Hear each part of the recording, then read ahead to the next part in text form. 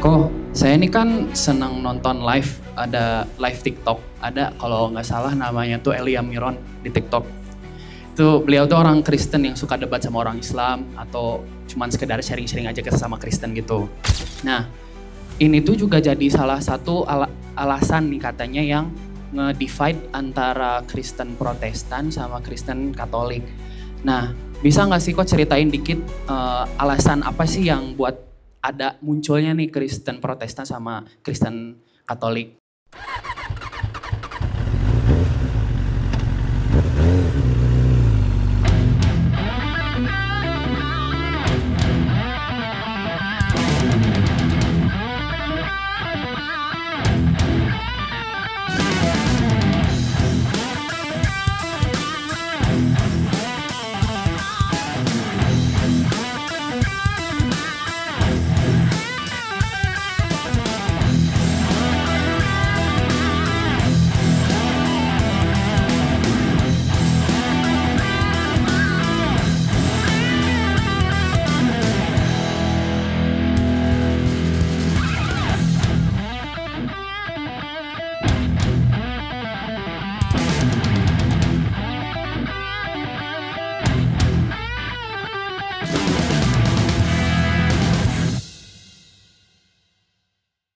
Next, let us stand together to sing the national anthem, Indonesia Raya, followed by beloved hymn of Pondokku. Everybody are allowed to stand up.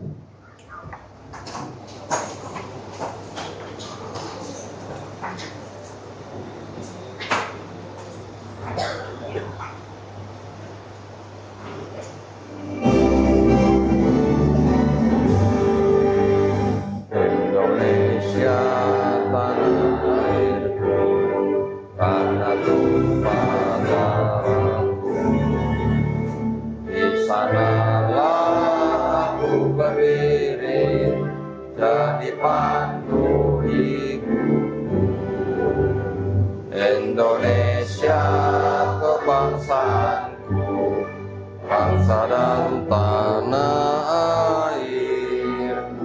Marilah kita berseru, Indonesia bersatu. Hiduplah anakku, hiduplah negeriku, bangsaku, rakyatku semuanya. Bangunlah jiwanya, bangunlah badannya untuk Indonesia Raya. Indonesia Raya, merdeka, merdeka, tanahku, negeriku yang ku cinta. Indonesia Raya, merdeka, merdeka, hiduplah Indonesia Raya. Indonesia Raya, merdeka, merdeka, tanahku, negeriku yang ku cinta. Indonesia Raya, merdeka, merdeka, hiduplah Indonesia Raya. Bismillahirrahmanirrahim. Assalamualaikum warahmatullahi wabarakatuh. Waalaikumsalam warahmatullahi wabarakatuh. Sobahul khair. Kaifa halukum? Alhamdulillah. Alhamdulillah yang kami hormati Bapak Pimpinan Pondok Pesantren Al-Aqsa, seluruh sivitas dan jajaran pimpinan yang hadir, anak-anakku, santriwan santriwati Pondok Pesantren Al-Aqsa, kebetulan kelas 3 SMA, Ustaz. Ya. Dan kita yang muliakan narasumber yang kita tunggu-tunggu, sudah lama kita tunggu kehadiran Al-Ustadz Donditan, ya. Karena kalau boleh kita sematkan, siapapun yang mengajar di pondok adalah Ustadz. Kalau nama panggungnya biasanya Koh Dondi ya, Ustadz ya. Nah, alhamdulillah untuk acara selanjutnya adalah diskusi pengalaman mungkin, ya. Ustadz. Izin sebelum melanjutkan ke acara inti, mari kita simak bersama kurikulum vitae dari Koh Dondi. Izin ya. Bismillahirrahmanirrahim. Nama lengkap Dondi Eko Putro Susanto atau biasa dikenal dengan Donditan. Tempat tanggal lahir Semarang 3 Maret tahun 1970. Beberapa riwayat pendidikan yang pernah dianyam yaitu diantaranya Sekolah Tinggi Manajemen Informatika dan Komputer Bina Nusantara Jakarta tahun 1992. Juga melanjutkan studinya di Universal Institute of Professional Management Malaysia tahun 2022. Hobi, kebetulan punya hobi yang sama dengan moderator yaitu motorsport. Suka touring. Ya. Kebetulan anak kita semua juga suka touring. Anak celup. Selanjutnya riwayat pekerjaan beberapa diantaranya yaitu di PT Prisol Surya tahun 2011 sebagai manajer global marketing dan project manager, dan pada tahun 2012 di PT Megah Nusantara Perkasa sebagai general manager. Ada beberapa profesi yang sampai saat ini ditekuni yaitu di perusahaan milik sendiri ya. Di PT Tri Dinamika Mandiri Jakarta sebagai owner atau dirut, direktur utama, dan juga CV Jangan Tanya DKI Jakarta sebagai direktur dari tahun 2013 sampai sekarang. Beberapa organisasi keagamaan yang dihimpun, diantaranya Yayasan Pembina Mu'alaf Tauhid sebagai Ketua Divisi Penelitian dan Pengembangan tahun 2020 sampai sekarang, Yayasan Garda Mu'alaf Indonesia sebagai pembina, riwayat mengajar yaitu sebagai dosen di Sekolah Tinggi Ilmu Dakwah Muhammad Nasir Bekasi di kelas kepakaran Kristologi. Nah, selanjutnya beberapa penghargaan yang pernah diraih, diantaranya tahun 2022 Mu'alaf Award dari MUI Jakarta. Selanjutnya dari IKD Awards Tokoh Apologet Muslim Terfavorit Jakarta tahun 2024. Di antara karyanya yang fenomenal diantaranya Bible Exposed volume 1, kontradiksi 4 gospel dalam Bible. Nah, alhamdulillah Ustadz Dondi ini sudah punya banyak pengalaman dan ceramah dakwah, yaitu sudah kurang lebih 166 yang tercatat. Belum nanti kita bisa simak di platform media sosialnya ya Pak ya. Ada di Instagram dan juga YouTube. Jangan lupa like, subscribe, dan share. Mari kita sama-sama menyimak mungkin diskusi pengalaman aja Pak ya. Karena langsung di pertanyaan intinya adalah kenapa memilih Islam. Mungkin itu adalah kesimpulan. Mungkin bisa Pak Dondi sedikit bercerita tentang biografi dan mungkin kalau kita sebut perjalanan spiritualnya seperti apa. Mungkin waktu dan tempat 60 menit dari sekarang kepada Kondi kami silakan. Baik. Di sini atau di sini? Bebas. Boleh sambil duduk di belakang. Oh boleh. Boleh. Baik. Bismillahirrahmanirrahim. Assalamualaikum warahmatullahi wabarakatuh. Waalaikumsalam warahmatullahi wabarakatuh. Alhamdulillah nahmaduhu wa nasta'inuhu wa nastaghfiruhu wa na'udzu billahi min syururi anfusina wa min sayyiati a'malina. May yahdihillahu fala mudhillalah wa may yudlil fala hadiyalah. Asyhadu an la ilaha illallah wahdahu la syarikalah wa asyhadu anna Muhammadan abduhu wa rasuluh. Allahumma shalli wa sallim wa barik ala sayyidina Muhammadin wa ala alihi wa sahbihi ajmain. Amma ba'd. Alhamdulillah senang sekali saya bisa di Pondok Pesantren Modern Al-Aqsa ya betul ya. Kalau KMMI apa tadi? KMMI itu apa? Kuliatul Muallimin Muallimat Al-Islamiyah. Kuliatul Muallimin wal Muallimat Al-Islamiyah. Masya Allah, alhamdulillah. Jadi adik-adik di sini semua ini kelas akhir berarti ya? Oke. Nama saya tadi udah disebutin ya, nama YouTube-nya Dondi Tan ya. Ada yang tahu Tan itu apa? Nggak tahu. Tan itu marga. Nah ya, marga saya Tan. Saya orang keturunan Chinese. Kalau marga itu bahasa Cinanya Se. Jadi saya Dondi Setan gitu. Bukan Syaiton ya, jangan setan. Maksudnya marganya Tan gitu ya. Alhamdulillah. Jangan sebut saya Ustadz, saya kurang nyaman kalau sebut Ustadz ya. Saya prostat. Masih proses jadi Ustadz. Panggil saya aja Ko Dondi Tan aja ya. Saya tidak nyaman disebut Ustadz karena saya merasa diri saya bukan Ustadz. Saya lebih nyaman disebut sebagai kristolog aja. Ya, kristolog atau apologet. Kristolog adalah orang yang mempelajari tentang agama Nasrani, ya, atau orang yang mempelajari tentang posisi Nabi Isa alaihissalam di dalam agama Nasrani. Kalau apologet itu adalah orang yang membela keyakinannya. Kalian juga nanti akan bisa jadi apologet di segala bidang, ya. Nanti di segala jabatan, di sosial, kalian saya harapkan juga menjadi apologet Islam, pembela Islam, ya. Itu yang kita harapkan. Nah, karena kalian ini adalah kelas akhir ya berarti ya. Setelah ini berarti kuliah nih berarti ya. Nah, ini kalian adalah berada pada fase-fase yang sangat-sangat krusial, sangat-sangat kritis, dan juga sekaligus sangat-sangat rawan. Rawan apa? Rawan dimurtadkan. Ya, hati-hati. Umur kalian ini adalah umur yang memang diincar oleh kalangan mereka dari kalangan Kristen yang ingin membawa sebanyak-banyaknya orang masuk Kristen. Kenapa kira-kira kok mereka kok segitu getolnya mau bawa orang masuk agama Kristen? Ya, oh ya mohon maaf, Mas di mana? UIN ya? Di UIN. UIN Bandung. Bandung. Ada kristologi? Kalau di Usuluddin. agama di Brunei. Usuluddin. Nah, nanti kalian bisa bedakan ya. Kalau di Usuluddin kan biasanya kan membandingkan agama A, agama B, agama C, agama D gitu ya. Berani menyalahkan nggak? Enggak. Kalau dia nggak berani menyalahkan, kalau saya berani nyalahin. Kenapa saya berani nyalahin? Karena saya mempelajari agama Nasrani tapi menggunakan kacamata Islam. Itu bedanya ya. Nah, ini sekarang ada putra, ada putri nih. Saya mau nanya dulu nih ya. Yang putri dulu deh saya tanya nih. Buat adik-adik putri di sini, sebagai orang Islam, saya mau nanya nih. Islam itu agama yang benar atau agama yang paling benar? Paling benar. Benar nggak, Ustaz? Paling benar. Benar nggak kira-kira? Siapa yang bilang paling benar? Nah, siapa? Satu. Loh, tadi suaranya kebanyakan paling benar ya. Tapi suara angkat tangan pada nggak berani gimana nih? Nah, sekarang kita ganti yang putra nih.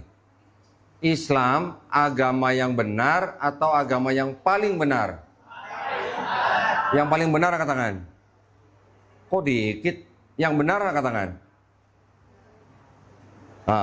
Pada nyusul.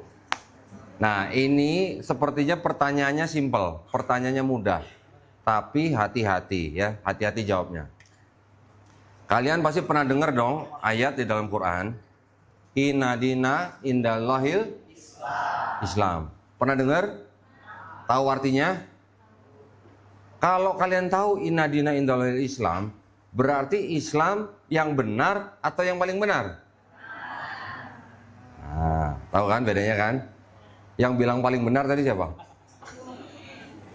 Pada begini semua, oke? Ya, itu ya, hati-hati ya. Kita memang hidup di negara sekuler. Indonesia adalah negara sekuler, artinya negara yang tidak menjalankan syariat Islam, ya. Agama di luar daripada pemerintahan. Kita sebagai orang Islam harus berani bilang bahwa Islam adalah agama yang benar. Jangan bilang yang paling benar. Kalau kita bilang Islam adalah yang benar, yang lain salah, berani nggak ngomong gitu? Hah? Oh, udah geleng-geleng kepala ini. Berani nggak nyalain agama lain? Hah? Berani? Pada takut-takut ini. Gini ya, saya kasih tahu ya. Sebagai orang Islam, kita diberi hak yang penuh oleh negara, ya, negara Republik Indonesia, untuk mengatakan bahwa agama Islam yang benar, yang lain salah. Boleh. Boleh nggak? Boleh. Agama lain juga diberi hak yang sama untuk mengatakan agama mereka yang benar, yang lain salah. Salahnya di mana kalau bilang agama lain salah? Nggak apa-apa. Ya, jadi kita sebagai orang Islam harus berani bilang Islam itu yang benar, yang lain salah.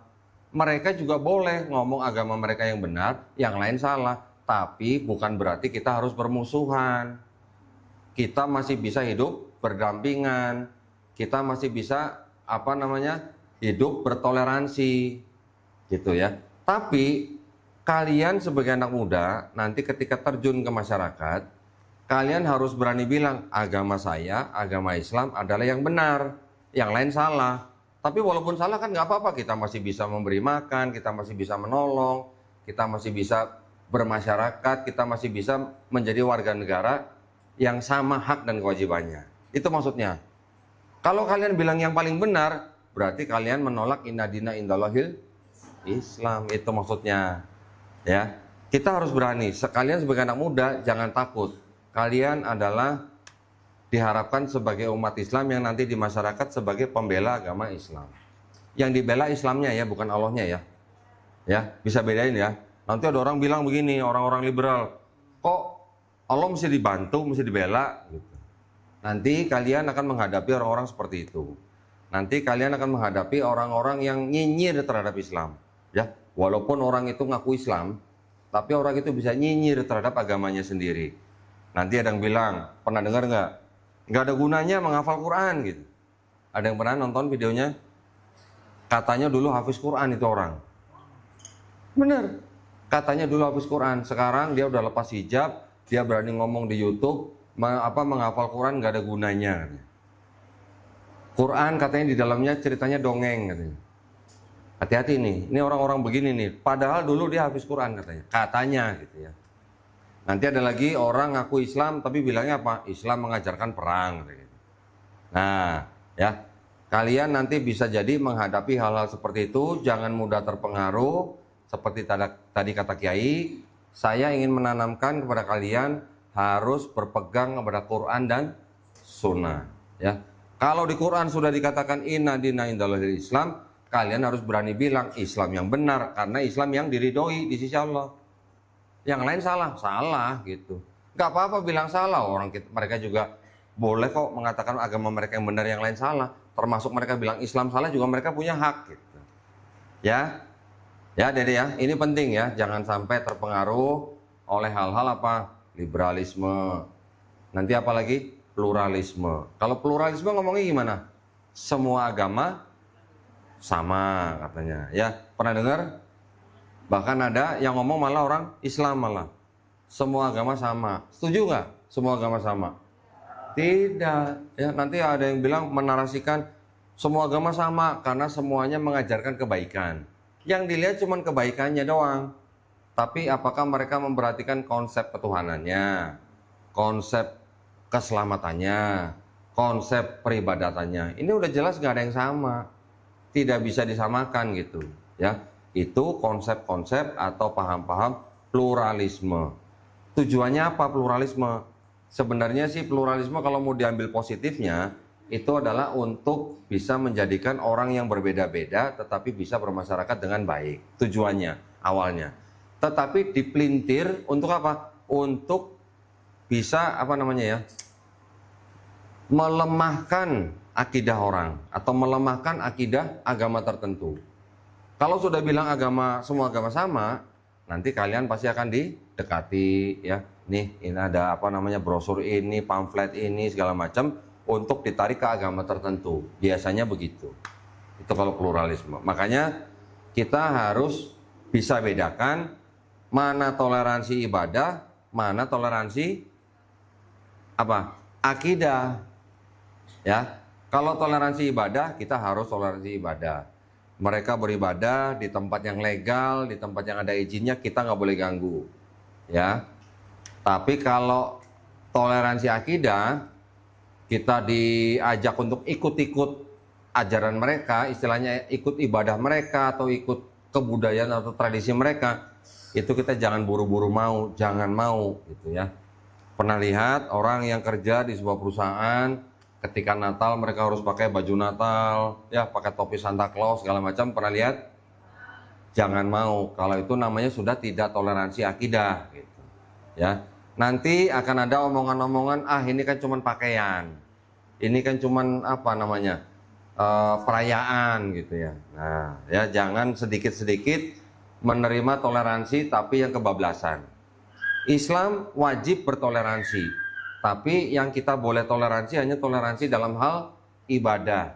Tidak boleh toleransi dalam hal akidah. Ya. Nah, saya ingin kembali lagi. Tadi ketika kita bicara tentang kristologi. Kristologi itu adalah sebuah ilmu yang mempelajari tentang posisi Nabi Isa alaihissalam di dalam agama Kristen. Ya, jadi antara Kristen dan Islam ini kan kita punya satu sosok yang sama.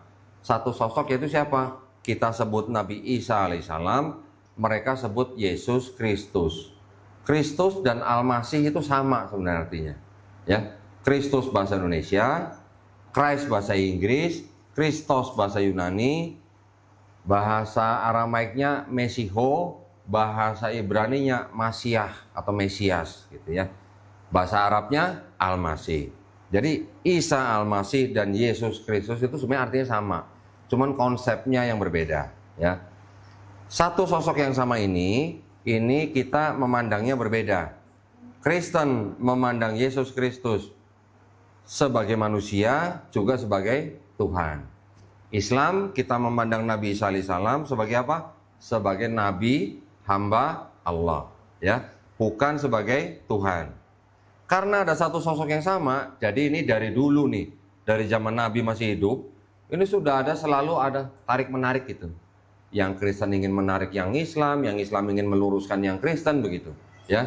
Karena kita cinta dengan nabi-nabi kita makanya punya kewajiban untuk meluruskan bahwa Nabi Isa alaihissalam bukanlah Tuhan, tidak punya sifat ilahi. Itu yang harus kita selalu tanamkan dalam diri kita, ya. Dan kita harus bisa meluruskan di depan orang-orang Nasrani.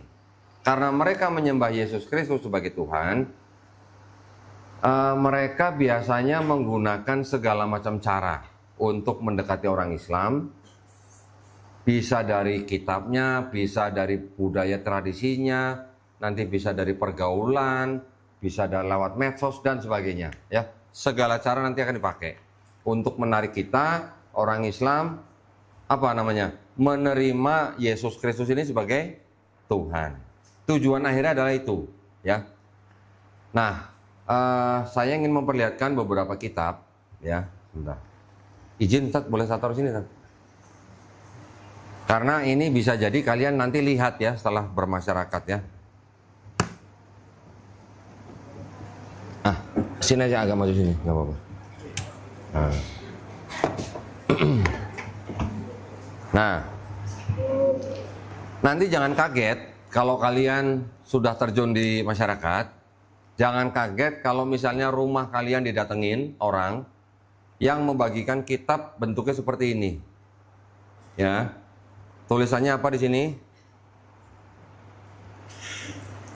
Apa nih? Kitab suci Injil. Oh, kebaca ya dari situ ya. Hebat, matanya bagus ya. Kitab suci Injil, ya. Mereka akan bilang, ini loh Injil yang diterima oleh Nabi Isa Al-Masih. Di sini nanti juga ada tulisan begini. Kelahiran Isa Al-Masih. Kebaca nggak deh? Oh enggak, kirain kebaca. Kalau kebaca salut bener. Di sini ada tulisan kelahiran Isa Al-Masih, ya. Nanti di sini ada kata-kata yang lain apa? Insya Allah. Ada kata-kata Assalamualaikum.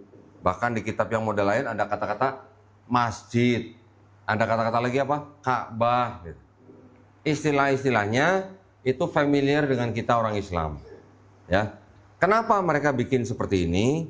Karena mereka ingin mendekati orang Islam supaya kita ikut agama mereka. Gitu ya. Nanti ini bisa dibagikan gratis nih ke rumah-rumah nih. Dan sudah terjadi gitu. Ini sebentar lagi saya mau ke daerah Bayah nih. Di daerah Bayah saya baru dapat info, ini sudah dibagi-bagikan nih ke rumah masyarakat nih. Nah ya, saya harus membekali dai-dai kita yang di sana untuk masalah seperti ini.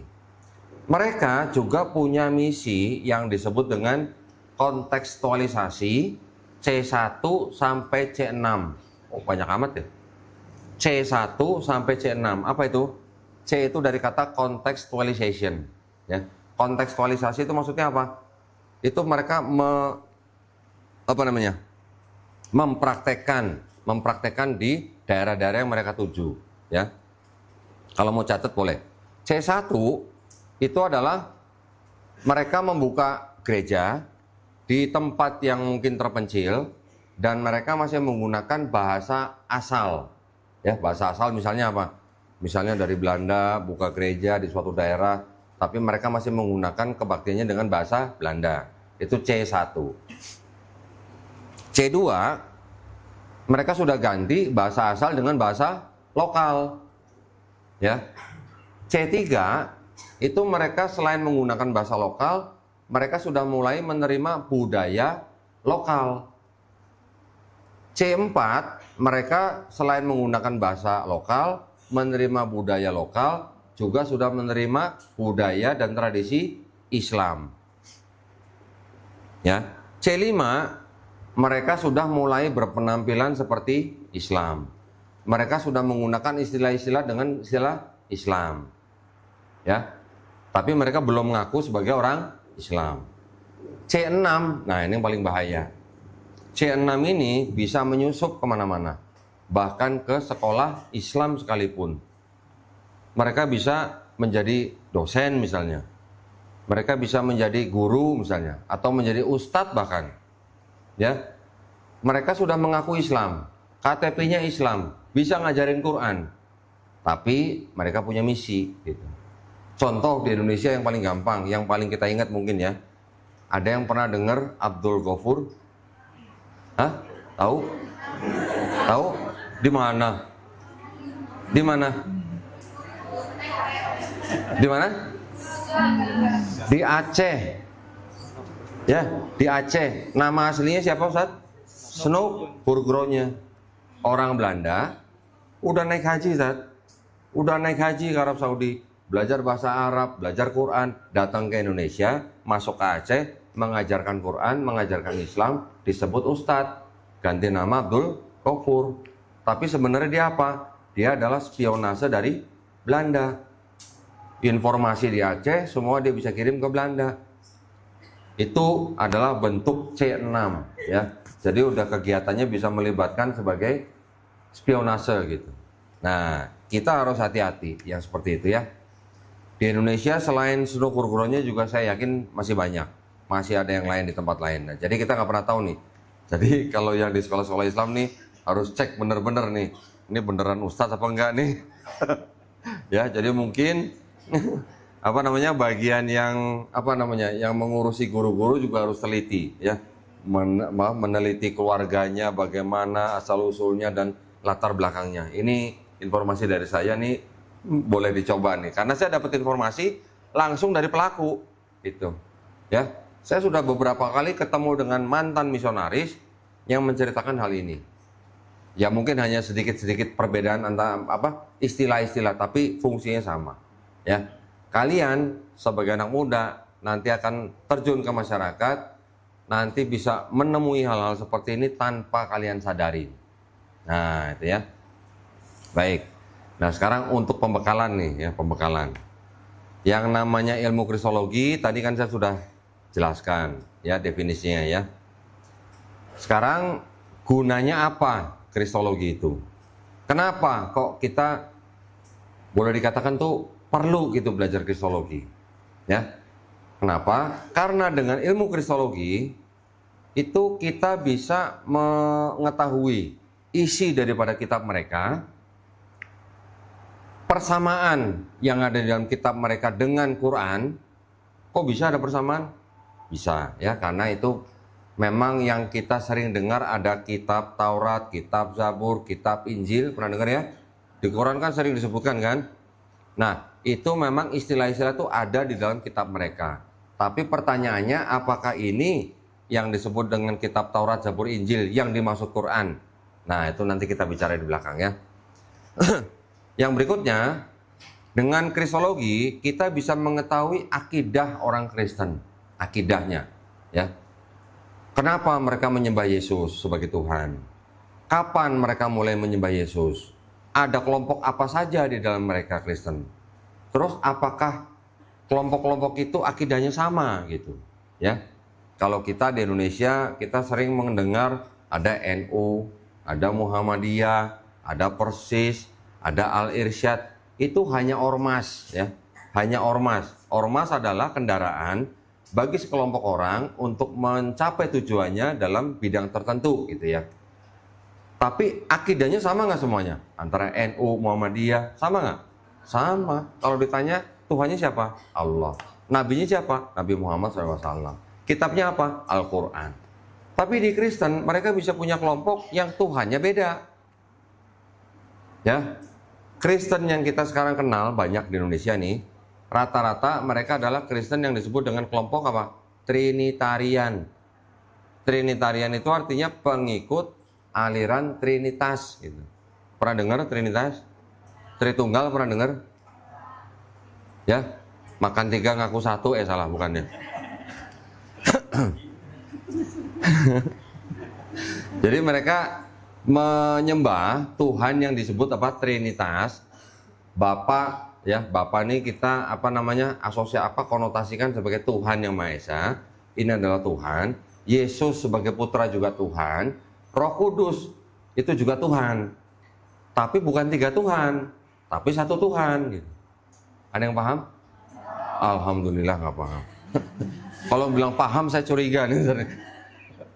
Alhamdulillah nggak paham ya. Berarti kalian memang masih murni. Itu adalah fitrah. Fitrahnya manusia memang harusnya begitu. Ya. Kalau ada orang yang bilang paham dengan Trinitas, itu dia sedang berbohong. Itu dia sedang tidak jujur gitu dengan diri sendiri ya. Mereka nanti lanjut.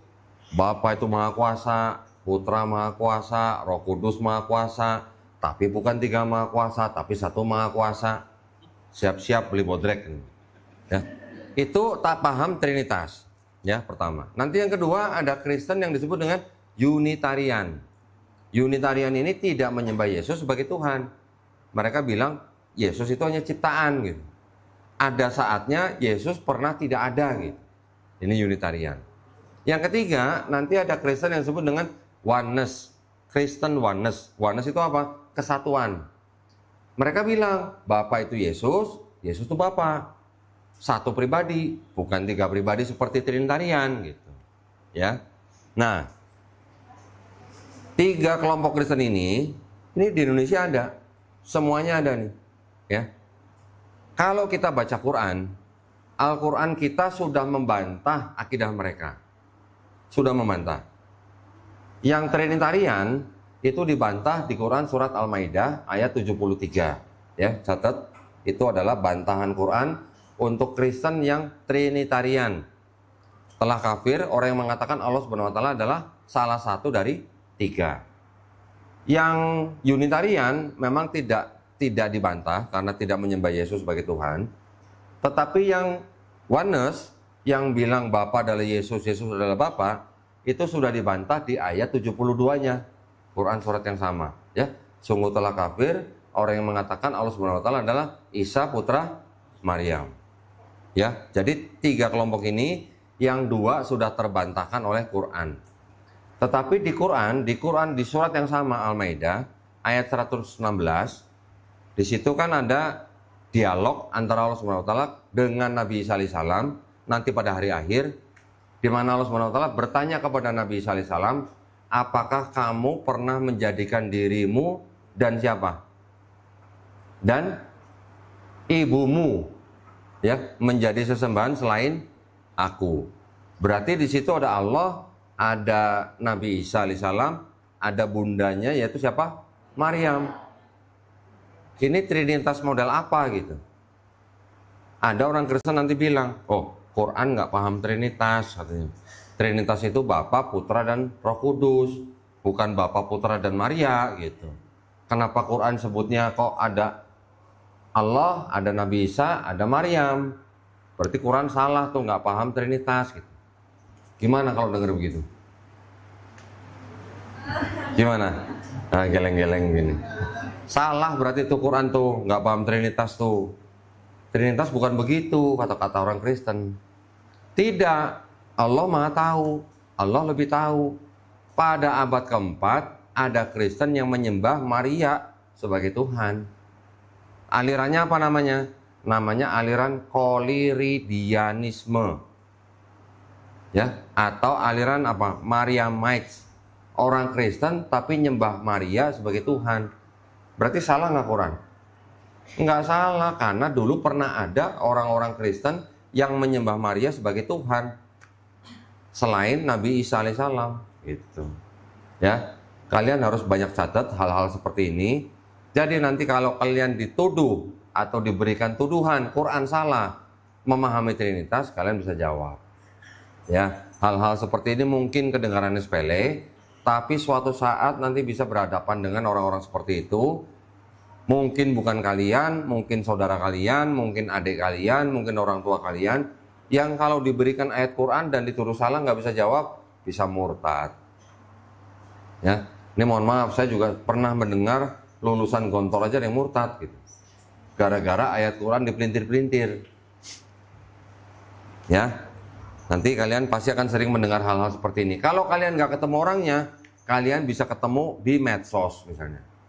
Di medsos nanti ada orang-orang yang bisa ngomong begitu, Quran salah, Quran nggak berguna, Quran percuma dihafalin dan segala macam. Itu ada di medsos. Ya, kalian mungkin belum pernah lihat aja, tapi suatu saat nanti kalian bisa menemui hal-hal seperti ini. Nah, ini yang bisa mengganggu dan menggoda akidah kita sebagai umat Islam. Itu kalau di medsos, kalian nggak terima. Kalau ketemu langsung, bisa dikasih sembako, bisa dikasih bantuan, bisa dikasih pekerjaan, bisa dikasih pinjaman. Ntar giliran kalian diajak ke gereja, susah nolaknya. Nah, gitu ya.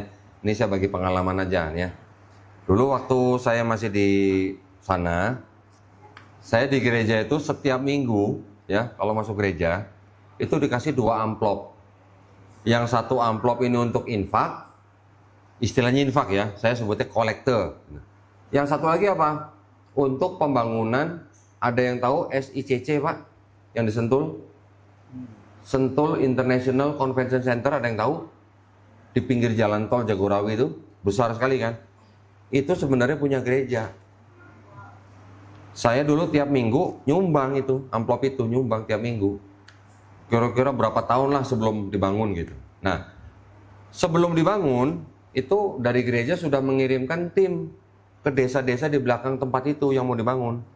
Ya, ada 3 desa yang saya tahu yang di dalam tanda kutip dirawat gitu. Dirawat maksudnya gimana?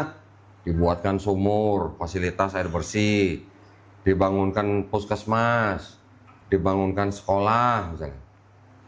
Dikasih kerjaan orang-orangnya. Kerjanya di mana? Ya di proyek itu gitu. Yang butuh duit dipinjemin. Pokoknya segala macam kebutuhan orang-orang situ dipenuhin aja.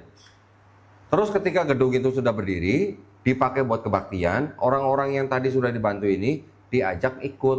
Gimana cara nolaknya? Gimana cara nolaknya? Susah nggak Pak?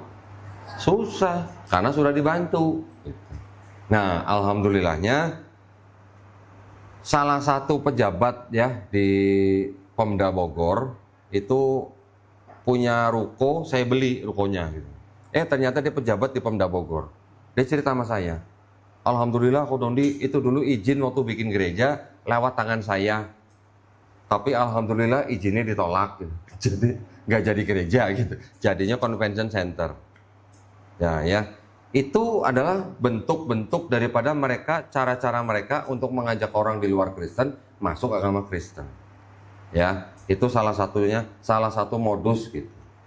Seperti tadi Kiai bilang di Cianjur, orang berpakaian seperti ustadz, seperti Kiai, pakai sorban, pakai segala macam istilahnya pernak-pernik Islami, tapi yang dikerjakan apa?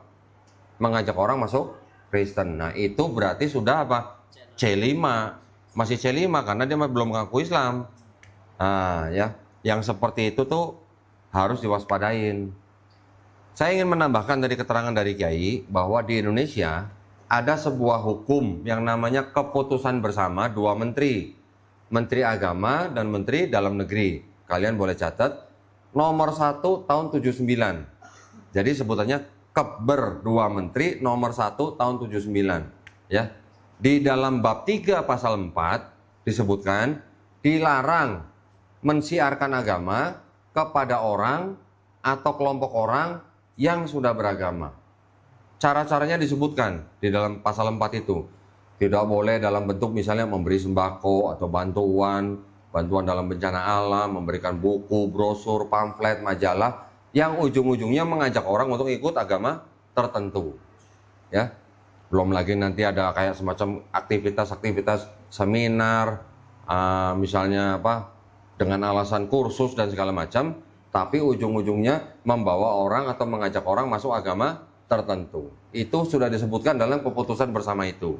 Sebelum keputusan bersama itu dulu diterbitkan, rancangan keputusan bersama itu dulu mendapatkan protes sangat keras dari kalangan Kristen.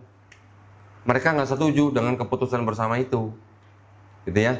Mereka beralasan apa? Karena ada Undang-Undang Dasar 1945, pasal 29, ayat 2. Setiap warga negara diberikan hak penuh untuk memilih dan menjalankan agama dan kepercayaannya masing-masing.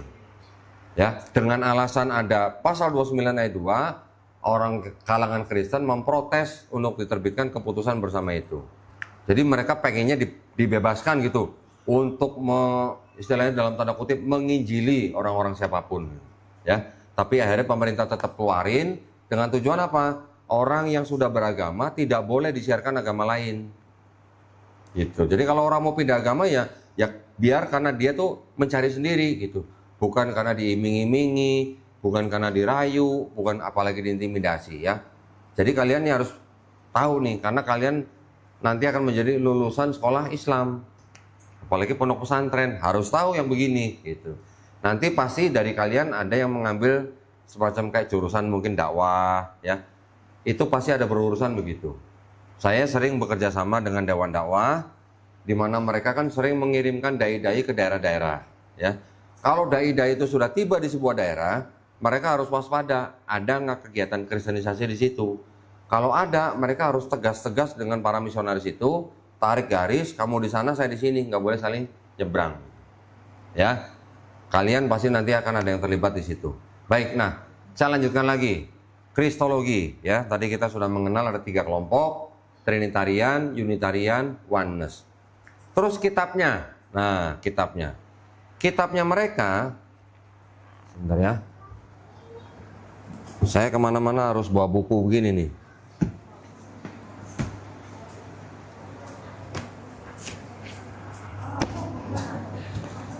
Nah, nggak usah, ini aja udah cukup nih. Nah, kitabnya mereka, ini saya ingin memberikan pembekalan sedikit begini. Di sini tertulisnya apa? Depan ini, kebaca dong. Enggak juga. Alkitab tulisannya. Ya, tulisannya Alkitab.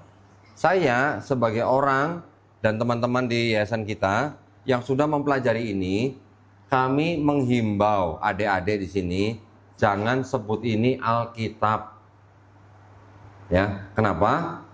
Karena Al-Qur'an nama lainnya juga Alkitab. Gitu, ya. Di UIN juga penting nih. Saya dulu pernah memberikan apa ya?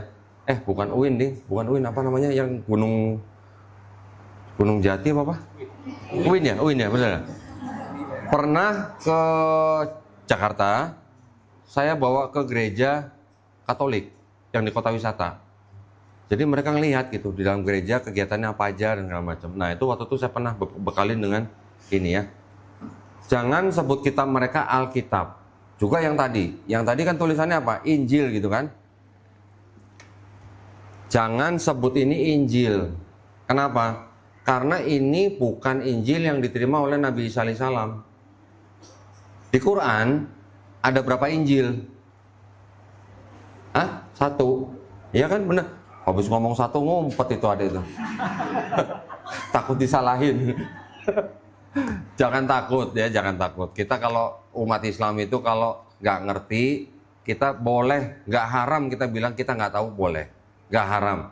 Kita belajar terus gitu ya. Orang Islam itu memang wajib belajar sampai kapan? Sampai mati. Jadi saya sedang kasih tahu nih, jangan sebut kitab mereka Injil, walaupun di sini tertulis Injil. Ya, karena kita yang sudah baca Quran kita tahu bahwa Injil di Quran cuma 1. Ya, nah kalau di sini ada berapa Injilnya? Ada Matius, Markus, Lukas, Yohanes. Itu oleh orang Kristen disebut Injil. Sedangkan kita taunya Injil adalah apa? Kitab yang diberikan kepada Nabi Isa alaihissalam. Nah, pertanyaannya gini. Kalau kita sudah tahu ini bukan Injil yang diterima oleh Nabi Isa alaihissalam, terus mana dong kitab Injil yang diterima oleh Nabi Isa alaihissalam? Di mana? Ada yang tahu? Ada yang tahu? Angkat tangan. Di mana?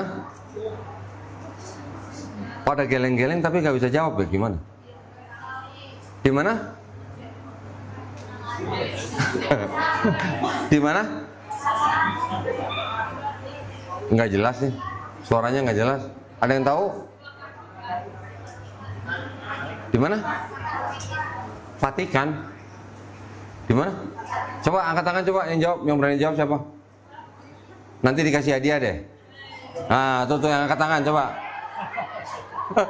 Giliran giliran dibilang kasih hadiah baru angkat tangan gitu. Coba tadi angkat tangan jawab di mana? Hah? Loh kok nggak jadi? Yang cowok, yang laki-laki, yang angkat tangan berdiri, berdiri. Di mana kitab Injil yang diterima oleh Nabi Isa alaihissalam? Astagfirullahaladzim.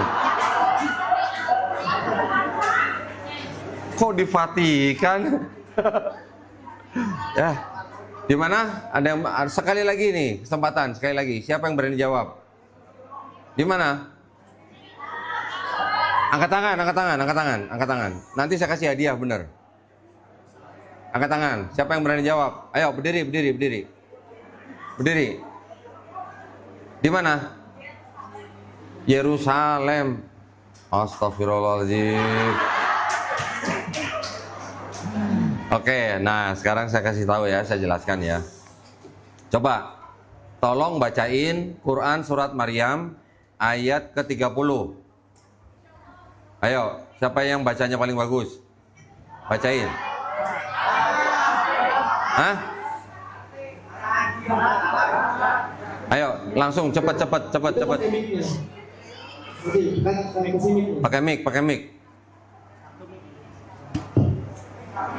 Ayo. Langsung. A'udzu billahi minasyaitonir rajim. Bismillahirrahmanirrahim. Fatawwa'at lahu nafs. Nah, Quran surat Maryam ayat 30. Maaf ya.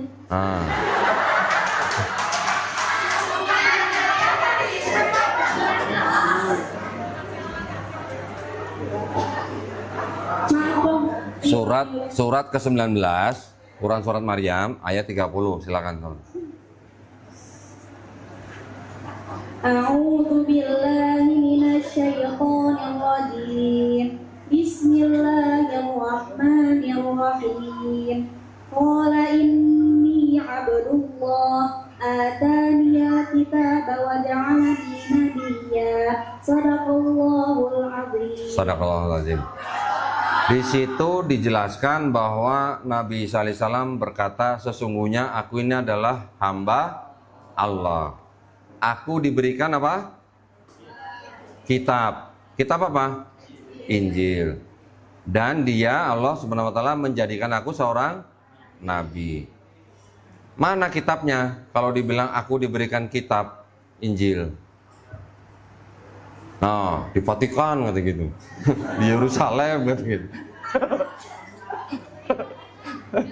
Nih, saya jelaskan ya. Tolong perhatikan. Ayat 30 tadi menceritakan Nabi Isa alaihissalam berbicara ketika dia umur berapa atau kira-kira di mana? Masih di pangkuan ibunya kan? Masih bayi kan? Masih bayi bisa ngomong. Itu adalah mujizat daripada Nabi Isa alaihissalam kan? Ketika Nabi Isa alaihissalam membela ibunya, menjawab kepada kaum Yahudi ya, yang menuduh bahwa Maryam berzina karena punya anak Nabi Isa alaihissalam tanpa suami. Betul? Ini Nabi Isa alaihissalam masih kecil. Terima kitab. Kitab yang seperti apa? Apakah buku jatuh dari langit? Terus gimana dong? Kitab apa dong? Hah? Wahyu. Nah, tuh tadi siapa yang jawab wahyu? Nah, benar ya. Jadi yang dimaksud kitab itu belum tentu berbentuk begini. Yang namanya kitab itu bisa wahyu yang ditulis misalnya. Bisa juga artinya apa? Hukum atau ketetapan atau aturan atau perintah. Dari siapa? Dari Allah Subhanahu wa taala kepada siapa? Kepada kaum tertentu. Misalnya ya. Itu arti kata kitab. Jadi kalau Nabi sallallahu alaihi wasallam masih bayi bilang aku diberikan kitab, bukan buku yang jatuh dari langit, bukan, tapi wahyu yang berisi hukum, ketetapan, perintah, aturan dari Allah Subhanahu wa taala kepada siapa? Kepada Bani Israel pada zaman itu. Berarti kalau gitu sama nggak dengan kitab Taurat, kitab Zabur, sama nggak? Sama, ya. Kitab Taurat, kitab Zabur, kitab Injil adalah wahyu-wahyu yang diturunkan Allah Subhanahu wa taala kepada nabi dan rasulnya untuk Bani Israel pada zaman itu. Setuju? Bukan di Yerusalem. Jadi kalau kitabnya hanya berupa wahyu, terus mushafnya mana? Mushafnya. Kan gitu pertanyaannya. Kalau Quran kita tahu wahyu yang diturunkan kepada Nabi Muhammad SAW melalui malaikat Jibril alaihissalam, kemudian ditulis oleh sahabat-sahabatnya menjadi mushaf. Betul? Berapa tahun setelah Nabi wafat ada mushaf? Berapa tahun? Berapa tahun? Tunjuk tangan, tunjuk tangan, tunjuk tangan. Tunjuk tangan, berapa tahun? Setelah Nabi wafat ada mushaf berapa tahun? Lama amat. Oh lama banget, 22 tahun. 22 tahun itu mungkin yang kedua. Zaman sahabat Utsman bin Affan. Yang pertama siapa? Yang menyusun mushaf. Zaman siapa? Siapa? Abu Bakar. Abu Bakar berapa tahun memerintah? 2 tahun. Ya kan? Setelah Nabi wafat cuma 2 tahun. Sahabat Abu Bakar meninggal. Berarti nggak sampai 2 tahun sudah ada mushaf kan? Nah, jangan lama-lama 20 tahun. Nggak sampai 2 tahun sudah ada mushaf. Nah, kalau Kristen berapa tahun setelah yang disebut Yesus Kristus tidak ada? Berapa tahun? Ada yang tahu? Hah? Berapa tahun? Jadi kitab seperti ini jadi mushaf gitu. Ada yang tahu berapa tahun? Hampir 400 tahun baru ada mushaf begini. Ya, kalau Nabi Isa alaihissalam diangkat Allah Subhanahu wa taala kira-kira tahun 30 Masehi, ya 30 Masehi, mushafnya Kristen baru ada tahun 397 Masehi. Berarti hampir 400 tahun baru ada mushaf pertama kali, ya. Jadi ya apa yang terjadi di tengah-tengah itu ya banyak sekali yang bisa kita pelajari. Nah itu bedanya, jauh sekali bedanya. Kalau Quran diturunkan dalam tradisi lisan, artinya tradisi hafalan. Kalau di Kristen, kitab mereka diturunkan dalam tradisi tulisan. Tidak ada yang hafal. Pendeta pun juga tidak ada yang hafal ini gitu. Bahkan nggak usah satu kitab, satu lembar pun pendeta nggak ada yang hafal. Apalagi yang terjemahan gitu. Kemarin saya bawa teman saya orang Yahudi, dia bawa anak 10 tahun, dia bisa hafal ayat-ayat dalam kitab mereka dalam bahasa Ibrani. Tapi kalau yang Kristen nggak ada yang hafalin, ya. Nah sekarang kembali lagi di dalam kitab mereka itu tradisinya berbeda dengan Quran. Kalau Quran menjadi mushaf itu dengan cara apa namanya? Kodifikasi. Kodifikasi artinya apa? Ada tim, komite ya, yang dipimpin oleh para penghafal Quran, dipimpin oleh sahabat Said bin Sabit, menerima orang yang datang bawa catatan dan bawa bacaan dan bawa saksi gitu. Ya, kalau bacanya benar, tulisannya benar, ada saksi, diterima. Tidak ada atau kurang satu, ditolak. Kalau nggak mutawatir, ditolak. Ya, itu Quran. Jadi bacaannya benar, tulisannya benar, baru diterima. Dan ada saksi 2 orang. Tapi kalau ini dibuat atau disusun berdasarkan daripada surat-surat yang sudah ada. Saya sebutnya surat ya, biar paham ya. Berdasarkan surat-surat yang sudah ada, dipilih-pilih oleh bapak-bapak gereja pada zaman awal, di abad-abad awal. Dipilih, ini cocok, ini enggak cocok, ini enggak cocok, ini cocok. Dikumpulkan baru jadi ini. Gitu. Itu namanya bukan kodifikasi, tapi namanya apa? Kanonisasi namanya. Ya, kanonisasi itu dipilih daripada surat-surat yang sudah ada, dimasukkan ke dalam satu kitab. Nah, kalau dipilih-pilih berarti gimana? Berdasarkan apa kalau gitu? Hah? Mood. Berdasarkan mood. Berdasarkan kesamaan cerita, ya. Kalau yang ini ceritanya sama, cocok, terima. Kalau ceritanya nggak sama, tolak. Jadi pada zaman itu pun, sekalipun ya pada zaman abad pertama, kedua, itu sudah ada cerita-cerita yang menolak bahwa yang disalib adalah Yesus. Kalau di Quran sudah disebutkan, wama qataluhu wama solabuhu walakin syubihalahum, ya kan? Nabi SAW tidak dibunuh, tidak disalib, tapi orang yang diserupakan. Pada zaman abad kedua sudah ada Kristen yang menolak bahwa yang disalib itu Yesus. Yang disalib bukan Yesus. Yang disalib siapa? Simon orang Kirene namanya. Kirene ya, bukan Cinere ya. Itu sudah ada Kristen yang begitu. Dokumennya saya ada tuh. Ini nih. Itu adalah Kristen yang disebut dengan Kristen Basilian. Ya. Berarti pada zaman itu pun sudah ada Kristen yang tidak percaya yang disalib adalah Yesus. Berarti yang masuk ke sini adalah yang sesuai dengan keinginan Bapak Gereja yang milik kita. Ya, itu permasalahannya. Yang kedua, setelah berkembang sudah menjadi institusi Kristen, kitabnya mereka ini juga bisa mengalami yang namanya bongkar pasang. Bongkar pasang dalam arti apa? Revisi. Wah, seneng banget ya kalau dengar revisi ya. Saya minta satu yang ke depan, satu bantuin saya baca. Tolong di sini. Bantuin saya baca sini. Siapa? Laki-laki boleh. Yang ahwat juga boleh. Halo, siapa yang mau maju ke depan? Boleh nggak? Nah, Pak Indonesia. Ya, sini. Atau di sini deh. Tolong dikasih mic. Oke. Ini ke depan. Siapa yang mau maju sini? Kasih mic sini. Tenang. Baca ini. Nih, dengar, gini. Tenang ya, baca ini nggak perlu pakai bismillah. Di sini aja, suruh di sini orangnya. Silakan sini. Nah, ini kan santri ya. Jadi santri ini harus tahu apa isi di dalam kitab mereka. Sebelum baca ini, saya ingin yang ini dibaca dulu nih. Ini kitab apa namanya? Masih kebaca nggak? Kitab Suci Katolik. Katolik. Ini ada tulisan apa di sini? Tidak untuk diperdagangkan. Tidak untuk diperdagangkan. Berarti tidak semua orang bisa beli ini. Ya. Jemaat gereja juga tidak bisa beli ini gitu. Terus kode ini dapat dari mana? Ada deh. Gitu. Ya, ini kitab Suci Katolik dengan pengantar dan catatan lengkap 2009. Tolong dibaca, dipersembahkan kepada siapa? Umat Katolik Indonesia oleh Direktorat Jenderal Bimbingan Masyarakat Katolik, Departemen Agama Republik Indonesia. Resmi dong. Nah, saya mau kasih lihat satu ayat di dalam kitab ini yang dianggap sebagai satu-satunya ayat yang mengajarkan tentang konsep Trinitas, ya, yang tadi saya jelaskan Trinitas.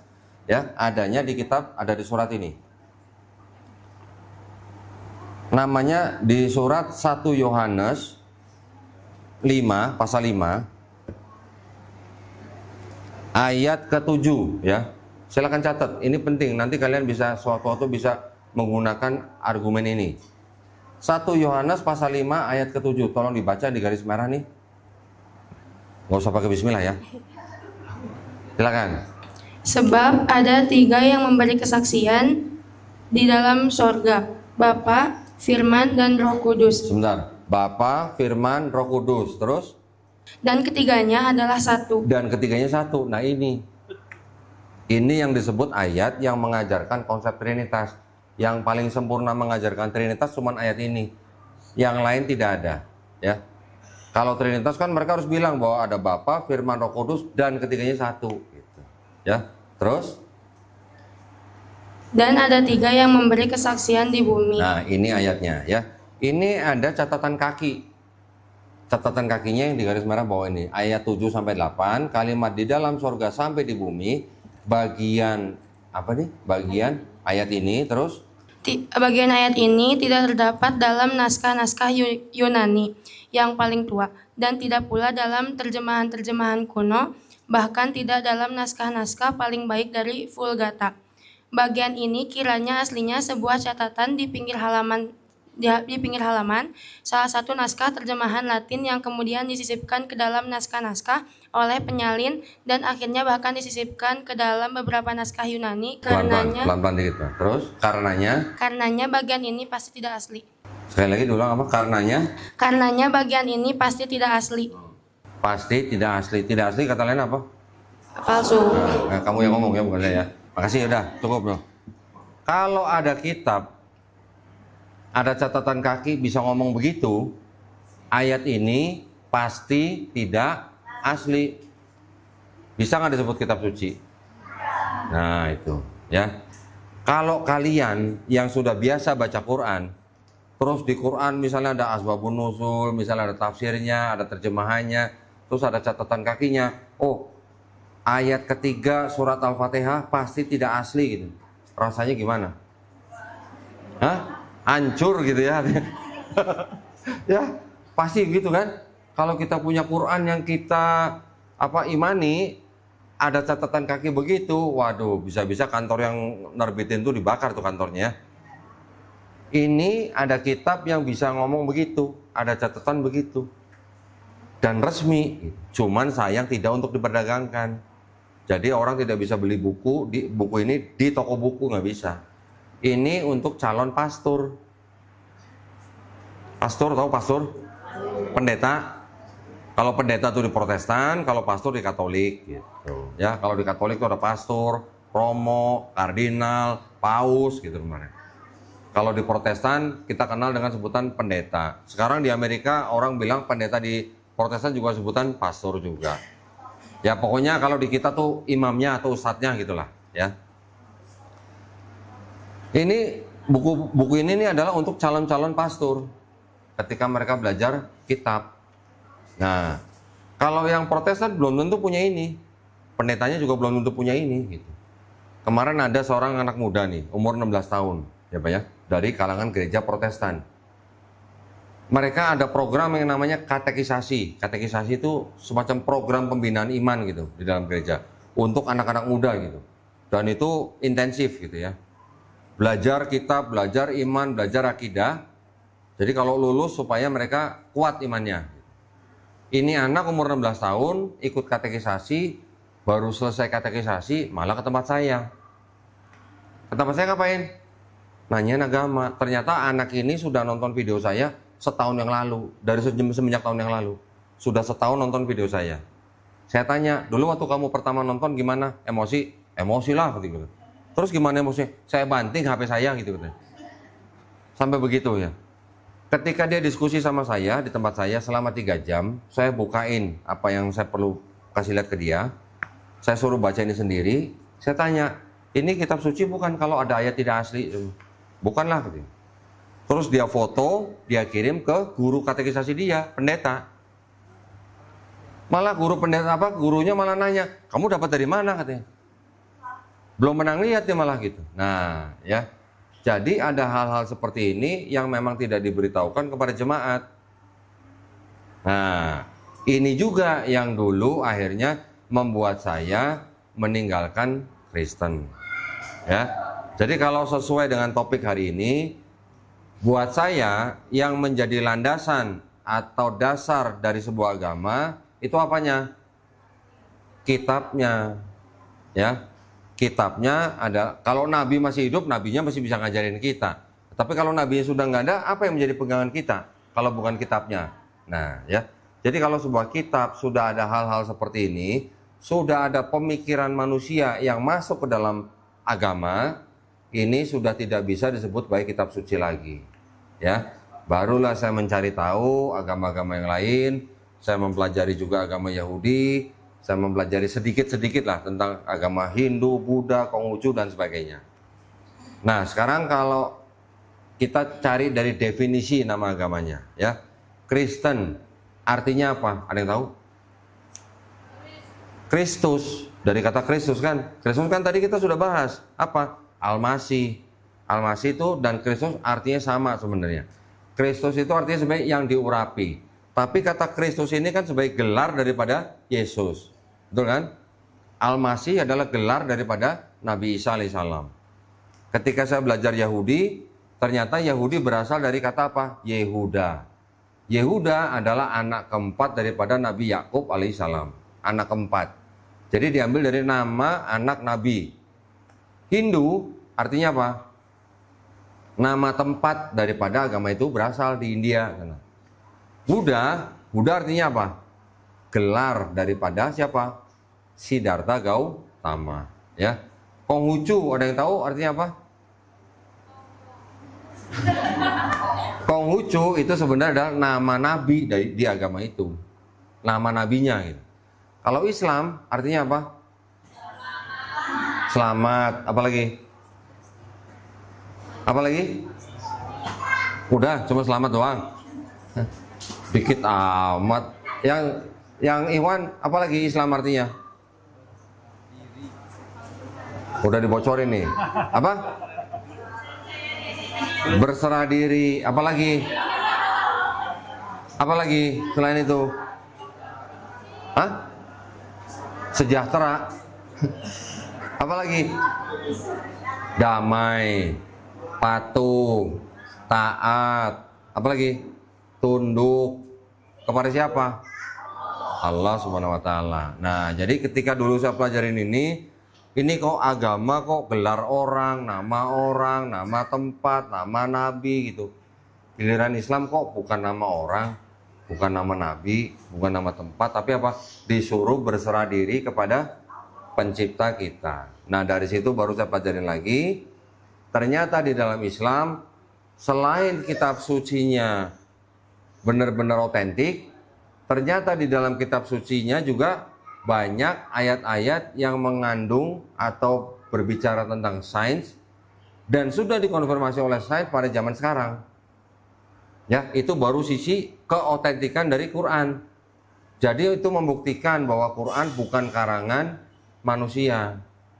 Karena apa? Karena 1500 tahun yang lalu ayat-ayat yang berhubungan dengan sains terbuktinya baru sekarang. Mungkin ada kira-kira 20% ya dari 1000 ayat yang belum terbukti secara sains, tapi insya Allah juga akan terbukti benar. Ya, insya Allah entah 1000 tahun lagi, entah 10.000 tahun lagi, atau mungkin 1.000.000 tahun lagi, walau alam. Tapi yang jelas 80% dari 1000 ayat di dalam Quran yang berhubungan dengan sains sudah terbukti benar. Itu membuktikan bahwa Quran bukan karangan Nabi Muhammad SAW. Gitu. Ya, dan yang menjadi alasan utama saya juga kenapa saya memilih Islam, karena di dalam Islam tidak mengenal yang namanya rasis. Ya, tidak kenal yang namanya rasis. Kenapa? Karena disebutkan Islam adalah rahmatan lil alamin.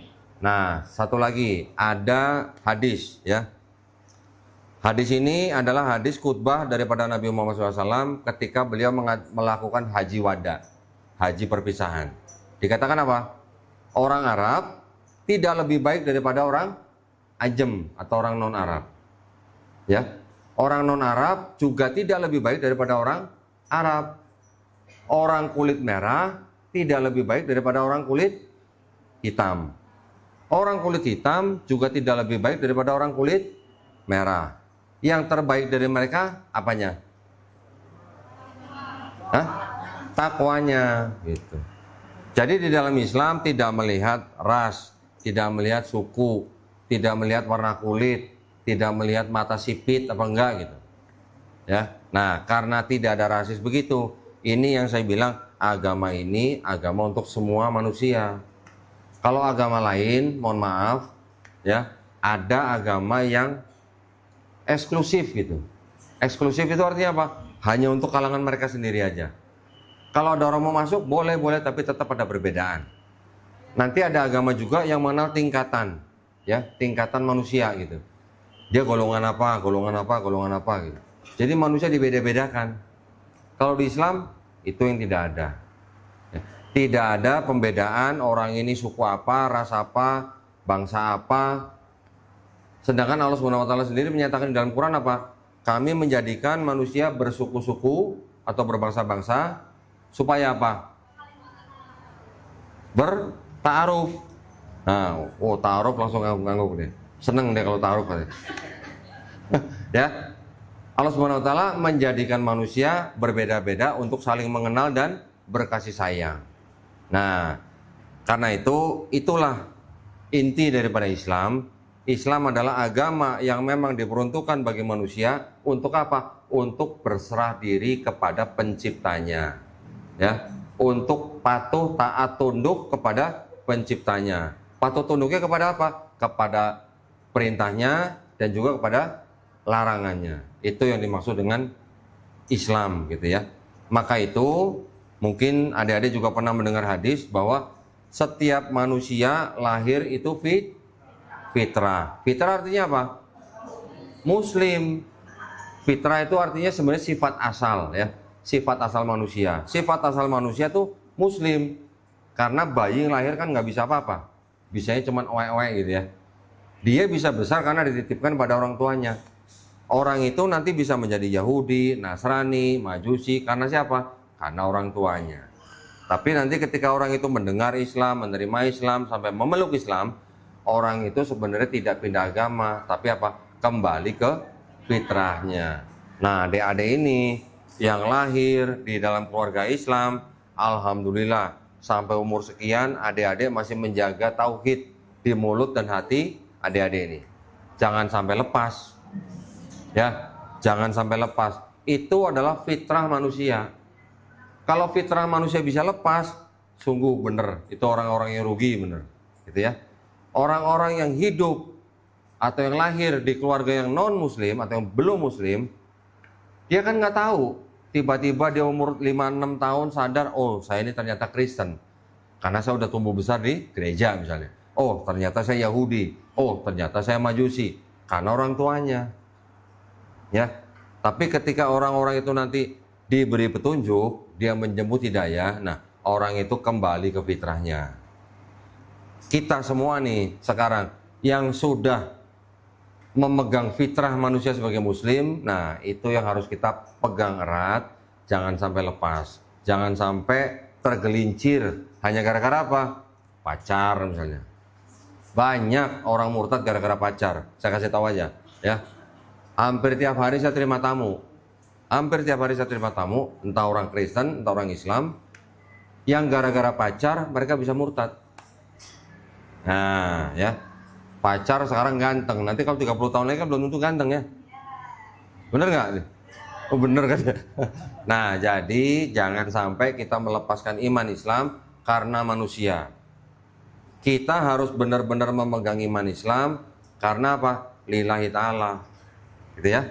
Ini pesan saya supaya Pak adik-adik ini yang nanti setelah lulus dari sini itu akan mulai hidup bermasyarakat, nanti sebagai mahasiswa, nanti sebagai pekerja, sebagai pendakwah dan sebagainya. Ingat yang tadi tuh, inna dina indallahil Islam. Gitu ya.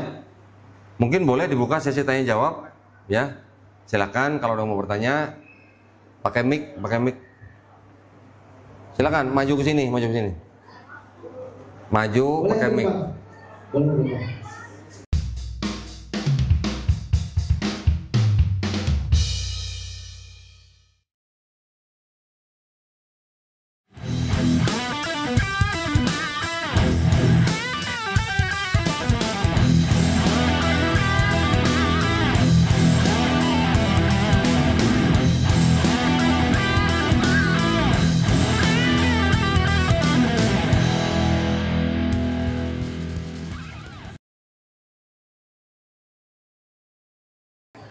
Bismillahirrahmanirrahim. Assalamualaikum warahmatullahi wabarakatuh.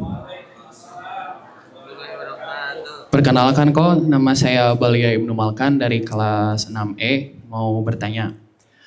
Kok, saya ini kan senang nonton live, ada live TikTok, ada kalau nggak salah namanya tuh Elia Miron di TikTok.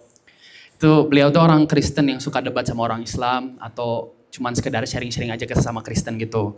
Nah, beliau tuh sempat mention tentang kitab mereka yang terus diupdate gitu. Dan guru saya juga pernah bilang katanya kalau misalnya kamu buka kitab orang Kristen yang sekarang sama yang versi tahun 2001 itu isinya bakal beda karena mereka update terus.